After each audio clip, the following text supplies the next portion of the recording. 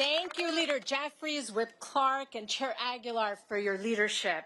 House Democrats are back in Washington, D.C., ready to vote once again to protect health care for working families across the country.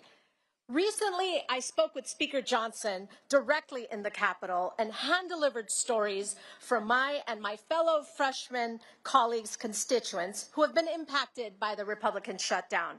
This includes the story of Stephen Heller, a constituent from Van Nuys, which is in my district.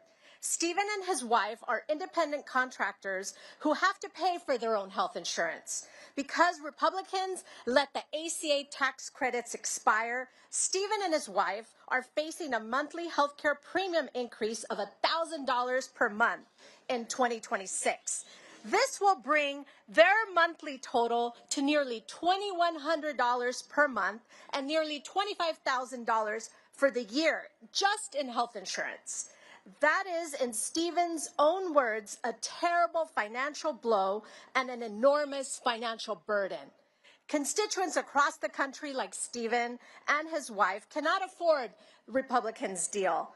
I will vote no and continue to fight with House Democrats to protect the ACA subsidies that Stephen and millions of Americans rely on. House Democrats will continue our fight to protect health care, lower the cost of living, and keep the American dream attainable for all. Thank you. And next, I'd like to introduce my amazing colleague from Michigan, Congresswoman McDonald-Rivet.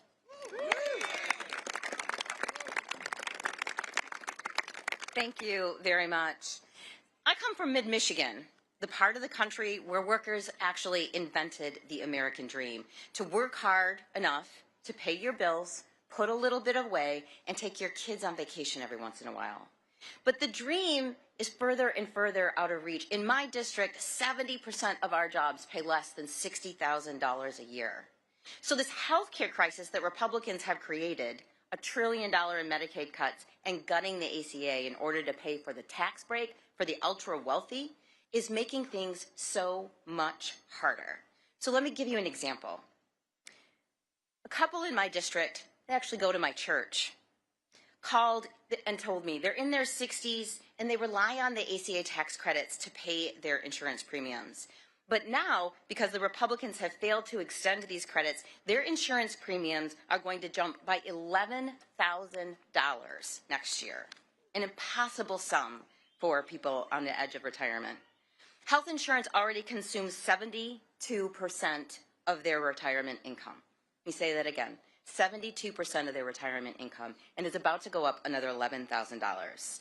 That means they're facing devastating choices between doctor's visits and paying the mortgage, between cancer screenings and putting food on the table, between prescription drugs and heating their home. Or even, frankly, to get insurance at all. They told me, and this is a direct quote, they are strongly considering going without coverage and taking their chances rather than continuing to pay the premium. Because here's the reality, they actually can't pay that premium. I came to Congress, we all came to Congress to help people like them. Lower cost, better care, more jobs. One easy critical step is simply passing to extend the ACA credits. Yes. It is time we pass it before they pay the cost. Thank you. It is my pleasure to introduce my colleague from California, Representative Tran.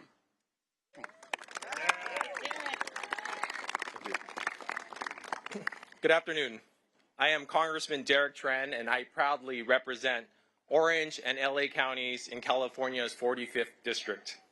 Today, I want to share the story of Peter and Esther.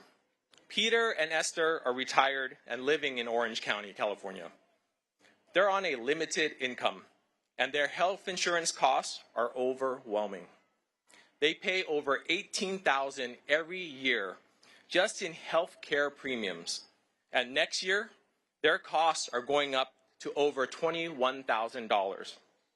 When you're retired and living on a fixed income, that kind of cost increase can be devastating.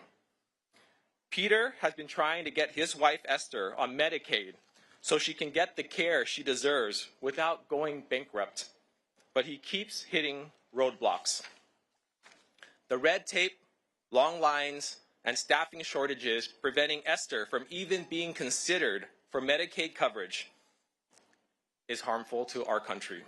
And instead of joining us to fix this crisis, the Republican majority has demanded more cuts, causing more pain and suffering for the American people. I am here today for people like Peter and Esther. They deserve better than this. Every American deserves better than this. While we're fighting for health care, Republicans are fighting for tax cuts for the billionaires. I'll keep fighting to make sure people like Peter and Esther can afford the care that they deserve. And I hope our colleagues on the other side of the aisle will join us. Thank you so much. It is with great privilege that I introduce and yield time to Congresswoman Sarah McBride from the great state of Delaware.